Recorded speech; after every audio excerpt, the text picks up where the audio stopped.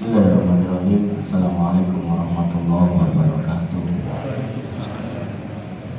Alhamdulillah wa syukurillah wa la hawla wa la quwwata illa billah. Assalatu wassalamu ala rasulillah wa ala alihi wa sahbihi wa wala. Rabbi shrah li sadri wa yassir li amri wa hlul 'uqdatam min lisani yafqahu qawli. Amma ba'du. Bapak Ibu yang dirahmati Allah, alhamdulillah, syukur kita haturkan kehadirat Allah atas limpahan nikmat yang kita terima. Iman Islam tentunya yang paling utama yang harus kita jaga dengan takwa, dan takwa di atas ilmu. Ilmu didapatkan di majelis ilmu di rumah, di antara rumah-rumah Allah, dibacakan di dalamnya Al-Quran dan dijelaskan isinya. Dan pada pertemuan yang terakhir yang lalu saya sudah jelaskan Allah itu ada di mana. Allah ada di atas arasnya, tidak butuh dengan apa yang ada di bawahnya. Dibuktikan dengan dalil 50.000 tahun sebelum ada segala sesuatu Allah menciptakan pena. Dari bumi langit kita belum ada, Allah ciptakan pena. Kemudian Allah berfirman kepada pena, uktub, tulis. Ma'aktub, apa yang aku tulis, uktub kulla syai', uktub, tulis semua hal. Maka tidak boleh syai' min awali khalaqahu ila yaumil qiyamah, dari awal penciptaannya sampai hari kiamat. Makanya ditulis di selembaran, lembarannya disimpan di bawah arsy Allah. Lembaran itu namanya laufun, tersimpan abadi di sana, namanya mahfud, lauful mahfud. Nah, Allah di atas arsy sana tidak butuh dengan yang di bawahnya. Ayatnya ada banyak, salah satunya Ar-Rahmanu 'alal arsy istawa. Kemudian ayat yang lain summastawa 'alal arsy. Dan masih banyak, paling enggak minimal ada 8 ayat yang menyatakan seperti itu. Nah, Bapak Ibu dirahmati oleh Allah, Allah Maha Agung dan Maha Besar. Di situ ada Allahu Akbar, ada Allahul Azim. Perbedaan agung dan besar, Allahu Akbar itu Maha Besar zatnya, sehingga semua yang di bawahnya itu kecil. Saking kecilnya sampai kursinya saja, wasi'a kursiyuhu samawati wal ardh, kursinya saja dibandingkan dengan langit bumi di bawahnya. Niku langit bumi di bawahnya itu kayak cincin di tengah padang pasir. Yang jadi cincin niku yang di bawah kursi itu, yang padang pasir itu kursinya. Niku baru kursinya. Kemudian arasnya lebih gede lagi. Nah, Bapak Ibu dirahmati oleh Allah Subhanahu wa taala, niku Allahu Akbar. Adapun Allahul Azim, Allah Maha Agung, bahwasanya wa huwa ma'akum ainama kuntum, bahwasanya Allah membersamai kalian dimanapun Allah kalian berada. Membersamai di sini bukan zatnya tapi kuasanya, sehingga nanti Nabi SAW bersama dengan Abu Bakar As-Siddiq bersembunyi di dalam gua. Abu Bakar berkata kepada Nabi SAW, la tahzan innallaha ma'ana, jangan sedih, Allah bareng kita. Bareng kita di sini bukan zatnya tapi kuasanya. Allah Maha mendengar, Maha melihat. Sehingga nanti ada Nabi Yunus alaihi salam yang ditelan ikan paus, masuk di dalam gelapnya perut ikan, ikannya masuk di dalam gelapnya lautan. Kemudian si ikan juga tinggal di dalam kegelapan malam di tengah lautan. Maka Yunus alaihi salam tinggal di dalam perut ikan di dalam 3 kegelapan, berdoa, berwirid, berzikir la ilaha illa anta subhanaka inni kuntu minadz dzalimin. Allah di atas arsy mendengar dan menjawab, lalu mengeluarkan setelah 3 hari. Maka pas ketika kita yang ada di atas bumi ini, berarti kan nggak lebih dalam dari Yunus alaihissalam. Allah mengatakan wa idza sa'alaka ibadi anni fa inni qarib. Kalau kalian, wahai Muhammad, kalau kamu ditanya oleh umatku tentang gimana, aku jawab mendekat. Ujibu da'wata da'i idza da'ani, aku dekat dan menjawab doa. Maka itu bukan zatnya tapi ma'iyahnya, kebersamaannya. Sehingga Bapak Ibu dirahmati oleh Allah, walaupun Allah di atas arsy sana, Allah wa huwas samiul basir, Maha mendengar, Maha melihat apa yang terjadi di sini. Nah, sehingga pada hari Jumat yang lalu saya khotbah di penjara Solo itu, saya jelaskan tentang ini, yaitu bahwasanya apa hikmah Allah ada di atas arsy. Satu, hadirnya jiwa muraqabah pada diri kita, merasa diawasi oleh Allah yang di sana, yang Maha melihat. Kemudian yang kedua, setelah orang itu muraqabah, maka harapannya dia punya rasa khosyah, punya rasa takut. Kadang diawasi atau CCTV, nggak berani ngambil karena ada CCTV. Nah, ini lebih canggih, lebih ampuh daripada CCTV. Nah kok iso ngerti Mas? Allah mengatakan di dalam Quran surat Qaf, "Man yalfidu min qaulin illa ladaihi raqibun atid." Tidaklah manusia itu berucap satu ucapan pun ada raqib atid yang nyatet. Berarti lebih ampuh. CCTV kan melihat kok ini nyatet gitu. Nah, maka setelah muraqabah muncul khosyah. Nah, setelah khosyah maka harapannya orangnya khosyah ini rasa takut, muraqabah ini perasaan diawasi, muncul setelahnya yaitu takwa. Takwa itu apa? Mengikuti perintah Allah dan Rasulnya serta menjauhi perintah Allah dan Rasulnya di atas ilmu. Nah, orang yang bertakwa lillahi ta'ala itu masuk ke level yang ketiga, yaitu ihsan. Ihsan itu apa? Anta budallah ka annaka tarahu fa illam takun tarahu fa innahu yaraka. Kamu hidup di dunia, entah kerja, entah dagang, entah sholat, ibadah, apapun bentuknya, pada waktu kamu melakukan seolah-olah perasaan yang mbok rasa seolah-olah kamu melihat Allah. Tapi kalau tidak kelihatan maka yakinlah Allah ngawasi engkau. Maka orang-orang yang ihsan ini dia tidak akan peduli dengan citra, dia tidak akan peduli dengan pujian sanjungan orang. Karena kan biaya niku nek maghrib, isya, subuh niku rajinan masjid soalnya kata rencangi. Tapi nek zuhur asar emoh soalnya renek kancane. Makanya Bapak Ibu dirahmati Allah, orang yang ihsan dia akan tetap berangkat. Oh itu wayah sholat, tak ning masjid. Gak ada yang adan sendiri. Gak ada yang komat sendiri. Gak ada yang imam sendiri. Gak ada makmum sholat sendiri. Dan dia nggak peduli ada siapapun atau nggak ada siapapun, dia tetap sholat karena dia yakin Allah yang mengawasi. Makanya ihsan itu level yang paling tinggi. Bapak Ibu dirahmati oleh Allah Subhanahu Wa Taala. Nah, permintaannya adalah tema tauhid. Tauhid ada di mana? Tauhid ada di takwa, yaitu mengikuti perintah Allah dan Rasulnya, dan perintah Allah dan Rasulnya yang paling tinggi dari semua perintah yaitu tauhid. Kenapa? Karena tauhid ini adalah ajaran semua nabi. Nah, maka tauhid itu apa? Tauhid itu berasal dari kata wahada yuwahidu tauhidan, yang artinya mengesahkan. Berarti kita punya Allah itu ya tunggal, esa, tidak berbilang, tidak ada dua, tidak ada tiga, dia sendiri berkesendirian. Nah, itu secara bahasa. Kalau secara istilah yaitu mengesahkan Allah dalam tiga hal. Jadi Allah yang di sana itu kita esahkan sebagai Rob, itu yang disebut dengan tauhid rububiyah. Artinya Rob kita itu Allah. Nah, Rob itu apa? Rob itu dia yang memiliki perbuatan sebagai Tuhan. Rob. Nah, perbuatan sebagai Tuhan itu apa? Menghidupkan, mematikan, memberi rezeki, mencukupi, menjaga, mengatur. Pokoknya semua yang hanya bisa dilakukan oleh Tuhan, maka itu masuk dalam kaidah atau kategori rububiyah. Niku satu. Kemudian yang kedua, mengesahkan Allah dalam penyembahannya. Jadi Allah sebagai Tuhan harus kita sembah dan kita tidak boleh menyembah yang lain. Maka pengesahan kita kepada Allah dalam penyembahan itu disebut uluhiyah. Maka tauhidnya disebut tauhid uluhiyah. Nah, tinggal penyembahan ini bentuknya apa? Apakah penyembahan ini cuma sholat? Boten. Ya sholat, ya doa, ya takut, ya permintaan, ya harapan. Itu semua bentuk rangkaian ibadah, contoh-contoh ibadah, maka semua dikembalikan kepada Allah.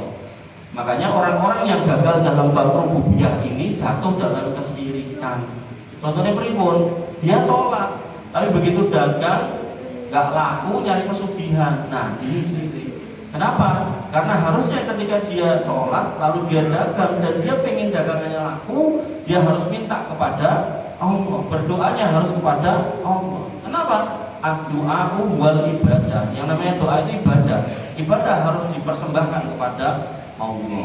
Contoh misal kurban, disebutkan bahwasanya tentang kurban, inna sholati wa nusuki wa mahyaya wa mamati lillahi rabbil alamin. Bahwasanya nusukku di sini, ada yang menerjemahkan ibadah, yang menerjemahkan kurban. Kurban ini hanya untuk Allah. Tapi kok kemudian ada yang menyembelih ayam cemani untuk penunggu ini dan itu, nah, itu bagian dari pelanggaran bab uluhiyah. Termasuk ada juga yang kemudian perapatan, tidak ada apa-apa, tiba-tiba ada kecelakaan, kemudian besoknya dibikinkan racikan kembang 7 rupa, nggak tahu rupanya siapa saja di situ. Nah, terus ditaruh teng mriku. Pas ditanya, "Kenapa kok taruh situ, Mbah?" Jawabannya, "Ben selamat ora enek sing kecelakaan." Padahal kita dalam doa setelah sholat nopo, Allahumma antas salam wa minkas salam tabarakta rabbana ya dzal jalali wal ikram. Ya Allah, Engkaulah Rabb yang Maha memberikan keselamatan. Kemudian Maha Suci Engkau Rabb yang Maha memberikan keselamatan, dan keselamatan hanya datang dari Engkau. Nah, berarti kalau ada kecelakaan sebenarnya bukan karena ada apa-apa, tapi karena ada takdir yang sedang terjadi, yaitu kecelakaan. Nah, kita sebagai manusia bisa mengambil sebab akibat kenapa kecelakaan terjadi. Oh, ternyata di perempatan ini rumah-rumah yang di pojok ini temboknya keduren kabeh, jadi ra ketok. Nah, maka bagian pojok ini itu dipendekkan atau mungkin dikasih cermin spion gede niko, atau mungkin perlu kayak baju gitu kan. Nah, maka Bapak Ibu dan Allah, itulah Islam gitu loh. Bagaimana kemudian Islam itu tidak tiba-tiba langsung menyangkut pautkan dengan hal-hal yang aneh-aneh. Nah, Bapak Ibu dan Allah, kemudian Allah sebagai Rob yang ada di atas sana itu harus dimuliakan. Pemuliaannya dimulai dari penyebutannya. Maka kita tidak menyebut Allah kecuali Allah menamakan dirinya, maka itu disebut dengan tauhid asma wa sifat. Bagaimana kita menyebut nama Allah sesuai yang Allah sebut, kita mensifati Allah sesuai yang Allah sifati. Dan itu kembali kepada Al-Quran sama hadis. Dalilnya apa? Allah Subhanahu wa taala menyebutkan walillahil asmaul husna. Allah itu punya nama-namanya asmaul husna. Itu yang kita pegang sebagai nama. Kemudian fad'uhu biha. Kalau kamu mau berdoa pakai asmaul husna.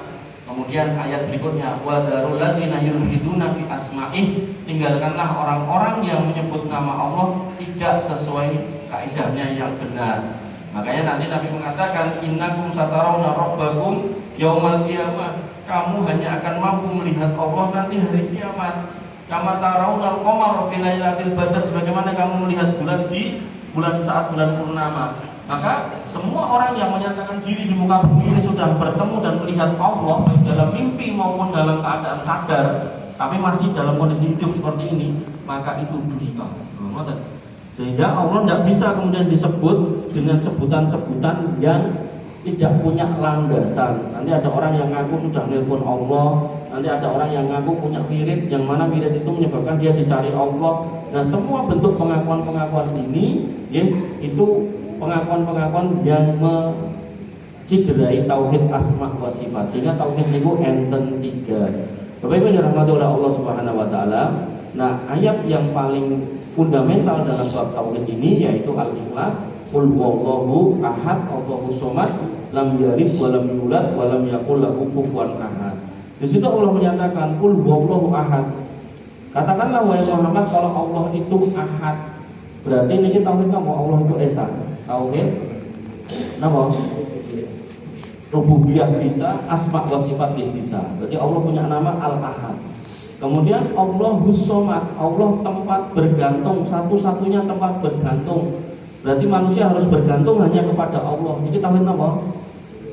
Tauhid uluhiyah bisa. Artinya kalau jangan punya masalah bergantungnya pada Allah, jangan pada yang lain.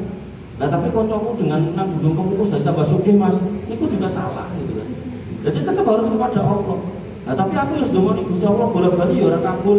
Nah, dalam proses berdoa itu butuh sabar, Pak. Butuh sabar, dan Allah selain Maha mengabulkan doa, Allah juga Al-Hakim, Maha bijaksana. Allah tahu manusia itu kapan lebih baik dikabulkan doanya. Kulo paringi contoh. Ramadan di awal waktu niku masjid niku biasane kebak, gitu. Tapi menjelang Idul Fitri THR cair.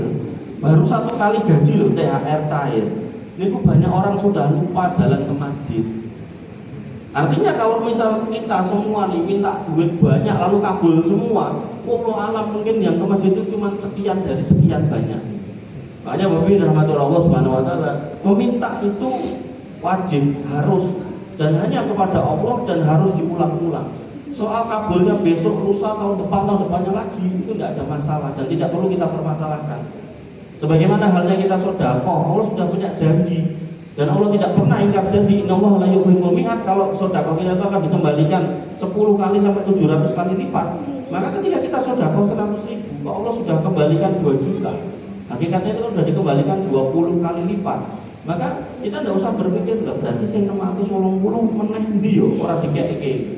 Maka itu bisa jadi ditunda mungkin di waktu yang akan datang dikembalikan kepada panjenengan sebagian, dan yang jelas sebagian nanti dikasih di akhirat sebagai balasan. Makanya orang-orang non muslim itu yang lomo-lomo, yang baik-baik, yang suka memberi, suka berderma, itu dibalas kontan di dunia. Tambah sugih, pol-polan. Makanya nek dibilang 9 naga itu kan wongnya non muslim kabeh hampir-hampir. Nek wong Islam 9 meluk napa-napa gitu. Nah, tapi yang jenengan harus pahami gitu, begitu mereka sudah mendapatkan kontan balasannya di dunia, di akhirat wa malahu min kholaq, tidak dapat apa-apa. Sehingga panjenengan sehari 17 kali menyatakan Allah niku Ar-Rahmanir Rahim.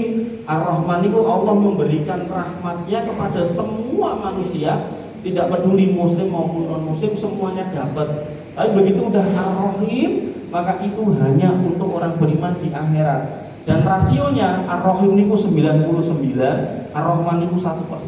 Sehingga kasih sayang 1% niku didongkeun donya, niku cukup nggih ngebaki donya dengan kebaikan. Tapi Ar-Rahim 99 niku menunggu panjenengan semua di akhirat, hanya untuk orang beriman. Makanya nanti di dalam Quran surat An-Naba, orang-orang yang non muslim, orang-orang kafir yang masuk neraka itu tidak akan ditambahi kecuali adab. Jaluk mobil ra dikeki, jaluk leren ra dikeki. Kalau ngisi ten mutakin niku setiap Sabtu pada subuh iki wau iki mau. Niku tentang surga niku pun meh 2 tahun dari rampung. Niku ditanya sama salah satu jamaah. Engko awake dhewe ning surga ngopo, Mas? Tinggal menikmati hasil. Maksudnya dia tinggal makan, minum, dolan, kemudian jalan-jalan gitu kan. Pokoknya tinggal menikmati hasil. Gak ada lagi sholat, gak ada. Nah, sebaliknya Pak, saya bilang gitu. Saya tambahkan ke beliau, sebaliknya Pak, orang-orang yang masuk neraka dan dinas sebagai orang yang kekal di neraka, ya dia juga menikmati hasil, ya digebukin, tidak, diopong, disate, disetrika gitu kan. Orang leren, boten terus-terusan. Kholidan dan fiha, kekal dan dikekalkan terus-terusan, tidak ada lagi leren lagi. Makanya Bapak Ibu dirahmati oleh Allah Subhanahu wa taala, menika nggih ngoten jenengan dahar nggih boten leren, renek warke. Sampai ada burung-burung surga itu segede unta terbang di atas pepohonan. Kemudian penghuni surga niku batik, kayaknya tak pangan enak yo, mandap burungnya itu. Tiba-tiba sudah matang panggangan, terus jenengan dahar, nanti entek, nanti tinggal balungane. Nah kucing ini dibutuhkan enten kucing gitu kan, entek ke. Nah maka begitu sudah entek, ini kan kudune dari sampah. Nah karena judulnya sudah surga, tidak ada lagi bau-bauan kecing, maka ini berubah lagi jadi burung dan terbang lagi. Semata ugi pohonan buah-buahan, nopo mawon buah apapun niku enten, maka walaupun buah ini tinggi, jenengan tidak butuh ondo. Nah, basa tulisannya tangga, basa Jawane tonggo, mboten nggih, ondo gitu. Jenengan enggak butuh ondo gitu. Buah itu jenengan batin medhut dhewe, sret. Jenengan petil iki naik lagi dan ada buahnya lagi. Dan enggak berhenti. Minuman nggih ngoten, jenengan nyuwun ngangge gelas nggih enten sing ngeteri. Jenengan kersoning kaline mili, enten susu, enten madu, enten ciu, enten banyu putih. Iduk ento, nguyup ento, ambyur angsal lho. Makanya Bapak Ibu dirahmati oleh Allah Subhanahu wa taala, Ar-Rahman Ar-Rahim. Sehingga kalau misal ten donya niki jenengan kok umpami sudah jadi orang taat, tapi kok secara keduniaan kok biasa-biasa aja, maka insya Allah sudah menunggu jenengan semua yang setiap hari jenengan minta duit, minta ini, nanti jenengan ambil semuanya yang jenengan minta. Nah, Allahus Somad. Allah Somad berarti tadi yaitu uluhiyah. Kita hanya mengarahkan semua bentuk permintaan itu kepada Allah Subhanahu wa taala. Tapi bisa juga asma wa sifat, berarti Allah punya nama As-Somad. Sehingga memanggil orang dengan nama Somad itu mboten angsal. Wong niku nama Allah. Pramila nek mau pakai nama Somad depannya ada tambahannya Abdul Somad. Jangan si Somad kon rene. Si Somad bakul somai kon rene. Mboten nggih. Makanya Bapak Ibu dirahmati Allah, nanti ada fikih namanya fikih pemberian nama kepada anak ini. Nah, Lam yalid walam yulad. Allah tidak beranak dan bukan anak siapapun. Nah, ini tauhid apa ayo? Ini tauhid rububiyah. Bahwasanya Allah tidak pernah tauhid asma wa sifat, maaf. Jadi Allah punya sifat yaitu tidak punya anak dan bukan anak siapapun. Jadi kalau rububiyah itu terkait dengan perbuatan Allah, kemampuan Allah, af'al Allah. Tapi kalau ini sifat Allah, Allah tidak punya anak dan bukan anak siapapun. Makanya ada seorang pendeta Kristen Ortodok di Jakarta yang dia ngeyelnya kan, kalau di dalam perjanjian baru itu disebutkan bahwasanya Allah Bapa dan Anak dan Roh Kudus itu satu. Perjanjian lama ya ada, gitu. Orang-orang Islam aja yang tidak paham itu. Nah, orang Yahudi yang megang perjanjian lama, megang Taurat, itu sampai detik ini itu tidak mau beriman pada Injil, tidak mau. Gitu. Mereka tetap pada kekeh pada Taurat. Bahkan ketika mereka diwawancarai, nek kamu keluar dari Israel ini untuk perjalanan bisnis atau piknik gitulah, terus kamu mau sholat, mereka sholat Pak. Terus kamu mau sholat, mau ibadah, kamu kira-kira pilih masjid atau gereja? Kata orang-orang Yahudi ini kucing diwawancara betul setunggal banyak. Itu berarti kan nek cara ilmu hadis itu namanya mutawatir. Jadi banyak orang ditanya dan orang tidak saling kenal, jawabannya sama. Berarti itu mutawatir. Itu dalam level hadis itu yang paling tinggi sudah. Nah, mereka menjawab, nek saya pilih masjid. Kenapa? Karena nek di gereja itu ada gambar, ada patung. Nah, Yahudi melarang gambar dan patung di tempat ibadah. Orang Islam nggak ada gambar, nggak ada patung di tempat ibadah. Itu fotonya Pak Takmir, fotonya tenang. Nah, kemudian yang mereka sembah orang Islam itu sama Tuhannya dengan kita, yaitu Tuhan yang menciptakan manusia. Tapi orang-orang Kristen itu dia menyembah manusia itu sendiri. Jadi orang Yahudi itu tidak tahu mengimani apa yang dipegang oleh orang-orang Nasrani. Dan faktanya memang ketika Isa Al-Masih itu ada, muridnya cuma 12. Muridnya 12. Cuman bedanya waktu itu mereka orang Yahudi menolak Isa karena yang ditunggu. Nah, ini ngomongin perbandingan agama panjang nih. Saya jelaskan tentang pes niku 2 kali pertemuan belum selesai. Niku yang ditunggu niku adalah akan datang nanti seorang nabi seperti engkau ini, Musa. Jadi sifatnya kayak Musa. Musa niku pripun? Awake keker, siap gelut, mimpin perang, terus bariku angsal wahyu yang baru, kemudian dia pemberani, tidak penakut gitu kan. Nah, terus sifatnya seperti engkau Musa. Kenapa? Punya bapak, punya ibu, punya istri, punya anak. Nah, nabi yang dimaksud kalau ditanyakan kepada orang Nasrani zaman itu nubuat untuk Isa, itu tidak ketemu lah. Isa itu nggak punya bapak, makanya langsung ditolak sama orang-orang Yahudi. Makanya Bapak Ibu dan Rahmatullah Allah, sebenarnya kalau mereka mau jujur, itu ayat itu buat Nabi Muhammad. Nabi Muhammad itu punya bapak, punya ibu, punya risalah, kemudian memimpin perang. Ketika ditanyakan siapa pemimpin orang Arab pada zaman itu, Nabi Muhammad. Siapa pemimpin orang Yahudi pada masa itu, pasti menjawab Musa. Maka kemudian Isa muridnya cuma 12. Dari 12 ini ada satu sing balelo yang kemudian melaporkan ke orang-orang Romawi, ini loh ada aliran sesat baru dari Yahudi yang mengaku gini, akhirnya digerebek. Nah, dalam proses penggerebekan itu Isa Al-Masih sudah dikasih tahu bahwasanya kamu akan ditangkap, tapi Allah berkenan mengangkat kamu ke langit. Nah, terus pilihan dari muridmu ini untuk menggantikan. Isa bertanya, siapa di antara kalian yang mau? Ngacunglah salah satu muridnya yang paling muda, saya. Kemudian Nabi Isa mengatakan dalam riwayat itu, ojo kowe, sing tuwek-tuwek wae. Sapa sing gelem mboten enten, sing sepuh ngacung mboten enten. Sing nem niku melih ngantos ping 3. Begitu sampai 3 kali, maka ya sudah kamu. Kemudian Isa naik, diangkat ke langit, digrebek, blopyok, tangkaplah itu yang mukanya mirip kayak Nabi Isa, kemudian disalib. Nah, makanya Al-Quran mengatakan wa ma qataluhu wa ma salabuhu walakin subbihalahu, bahwasanya dia itu manusia biasa yang sudah kami angkat, yang tidak pernah kamu salib, tidak pernah kami bunuh. Nah, karena nggak pernah ini, maka Allah menegaskan lam yalid wa lam yulad. Allah itu tidak pernah punya anak dan bukan anak siapapun, bukan bapak siapapun. Sehingga nanti dalam ayat yang lain, laqad kafara alladziina qalu innallaha salisu salasa. Sungguh telah kafir orang yang mengatakan bahwasanya Allah itu satu dari 3 Trinitas. Nah karena kafir maka berarti seorang muslim nggak boleh ikut Natalan bareng, mengucapkan selamat Natal juga tidak boleh. Nah kenapa lah? Karena Allah Tuhan kita itu esa. Kalau kita mengucapkan selamat Natal berarti selamat atas kelahiran anak Allah, pasti akan melukai atau membuat Allah itu murka. Kemudian walam yakullahu kufuwan ahad, ini berarti tauhid apa? Bahwasanya tidak ada sesembahan yang berhak disembah selain Allah, tidak ada tandingan yang setara dengan Allah. Berarti tauhid apa? Ini tauhid uluhiyah. Berarti yang hanya disembah itu Allah.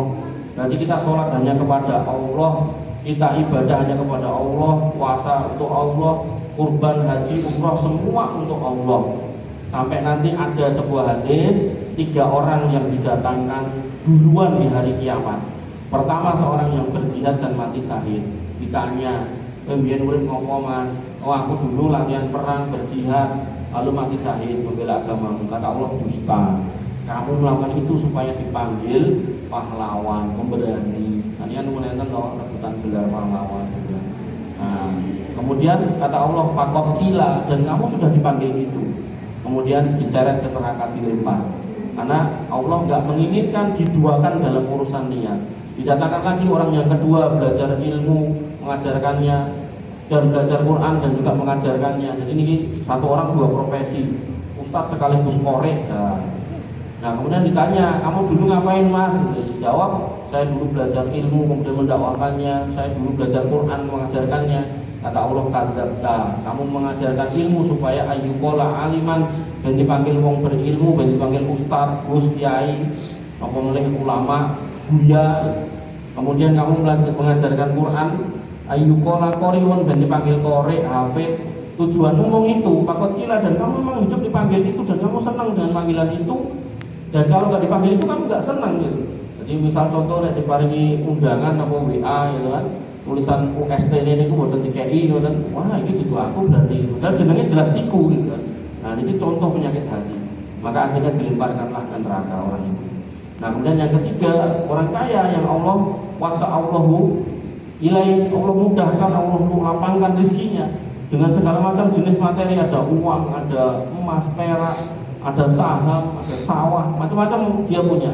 Tapi kemudian yang terjadi, ditanya, "Kamu dulu hidup ngapain?" Kata dia, "Tidak ada kesempatan infak di jalan engkau yang kau sukai, yang kau cintai, kecuali aku ikut." Maka kata Allah, "Bohong, dusta, kadzabta. Kamu melakukan itu agar ayyuqala jawadun, agar disebut orang lomo, orang dermawan. Yang kau pengen itu segudang itu. Faqad qila, dan kamu nyatanya dipanggil itu, kemudian diseret dia, dilemparkan ke neraka." Nah, maka Bapak Ibu dirahmati oleh Allah, ayat ini dipertegas dengan Quran surat Al-Kahfi ayat yang terakhir. Allah Subhanahu wa taala berfirman, "Wa man kana yarju liqa'a rabbih falyamal amalan sholihan." Siapa yang kemudian pengen ketemu Allah, beramalah amal yang solih. Jadi suruh amal yang solih. Wala yusrik bi ibadati rabbih ahada, dan jangan menyekutukan Allah dengan sesuatu apapun. Berarti ada orang yang beramal solih tapi menyekutukan. Nah, para ulama mentafsirkan menyekutukan di sini bukan syirik besar, tapi syirik kecil, yaitu apa? Riya. Jika dalam amal yang diriakkan saja sudah keliru, Allah tidak mau terima, bahkan pelakunya bisa dicemplungkan ke neraka, apalagi sifatnya sudah syirik besar, sudah sujud di depan makam, sudah sujud di depan pohon, sudah minta kepada orang mati, maka itu sudah namanya syirkul akbar. Syirkul akbar nanti dalam pembahasan akidah berpotensi membatalkan syahadat. Kamilah Bapak Ibu yang dirahmati oleh Allah Subhanahu wa taala, ini yang pesan atau yang diminta ini tema besar, tema panjang, ada kitabnya. Kitabnya ini terdiri dari 67 bab. Nah, jangan nek kersa niki mesti saya bawakan setiap subuh satu bab, tapi sebulan pisan. Berarti ketemu niku pinten tahun niku. 6 tahun. Tapi benar itu tema penting sekali, karena ada orang yang tidak paham, mikirnya kan aku yo sholat, nah aku sholat yo, aku yo jenengan masalahnya aku buat sajen das kebun yang Segoro Kidul, terus aku gandeng yo sholat, tapi yo ramah masalah, nek gunung Bledug aku buat sajen yang namanya gunung Gunung Merapi. Nah disitulah kegagalpahaman orang-orang yang tidak paham apa itu tauhid yang baik dan benar. Kesimpulannya, bahwasanya takwa yang paling utama dalam Islam itu adalah tentang mentauhidkan Allah. Karena nanti orang-orang yang tidak mentauhidkan Allah, Allah batalkan semua amalnya. lain asrokta layah batona amaluka wala takunanna minal khosirin. Jadi lawannya tauhid itu syirik. Maka sekiranya kamu berbuat kesirikan, maka kami akan hapus semua amal. Apakah itu sholat, puasa, haji, tak hapus semuanya. Nah, Bapak Ibu dirahmati oleh Allah Subhanahu wa taala, karena ini perkara yang sangat penting, maka seorang muslim harus tahu, dan ini level takwa yang paling tinggi, yaitu tauhid yang menjadi syarat masuk surga. Jadi surga itu pasti akan dimasuki orang beriman.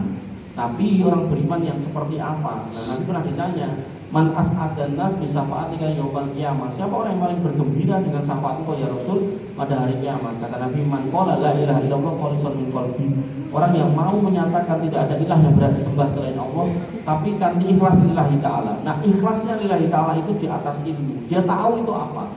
Makanya yang namanya Abu Thalib, niku nek dipikir-pikir cara bakul niku jane untungnya akeh. Mau meninggal, tinggal sejengkal lagi meninggal, nyawa dicabut. Niku ponakannya yang paling jujur, dan dia kenal kalau ponakannya nggak pernah dusta. Bahkan satu bangsa Arab itu menyatakan dia sebagai al-amin, orang yang dipercaya, nggak pernah ingkar, nggak pernah khianat. Niku ponakannya datang mengatakan, ya ammi qul la ilaha illallah. Paman, ucapkan la ilaha illallah. Uhajin maka bi indallah. Nek jenengan sanjang niku sak mangkene kepanggih Gusti Allah, kula badhe sanjang ngendikaken Gusti Allah, nek jenengan sampun dados piyai iman. Tapi apa Abu Thalib kersa? Boten. Kenapa? Karena dia tahu dengan mengucapkan itu dia harus mengingkari semua sesembahannya selama ini, yang totalnya di sekeliling Ka'bah itu ada 360 berhala. Parah melih enten koncone sing ala namine Abu Jahal sebelah terus ngendikan, apa kowe meh ninggalke agama leluhur to, Bro? Gitu. Kowe iki kan tokoh, mosok kowe ninggalke agama leluhur. Dan itu narasi seperti itu sampai hari ini masih banyak. Makanya bapak saya itu kadang gojekan sama saya, gue pokoknya juga untuk jadi lurah Jaten. Lah apa Pak?